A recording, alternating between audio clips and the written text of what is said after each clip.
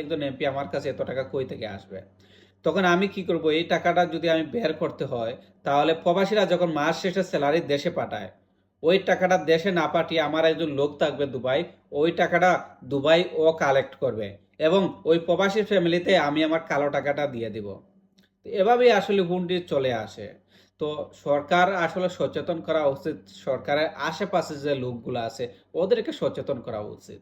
প্রবাসীরা যা বেতন পাবে তা মাস শেষে ঠিকই দেশে দিয়ে দিবে।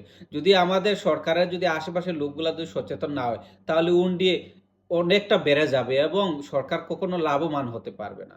তো সরকারের উচিত যে সরকারের যে আশেপাশে যে লোকগুলো আছে এদেরকে সচেতন করা। আমাদের মতো সাধারণ মানুষকে সচেতন করার কোনো মানেই নাই। আপনি যদি হুন্ডি বন্ধ করে দেন, হুন্ডি বন্ধ করতে হলে আপনি কি করতে হবে? আপনার আশেপাশে যে লোকগুলো আছে ঘুষ খায়, সুদখোর, ঘুষখোর, এগুলাকে আপনি ১ম এ ধরতে হবে। এগুলা যদি আপনি না ধরতে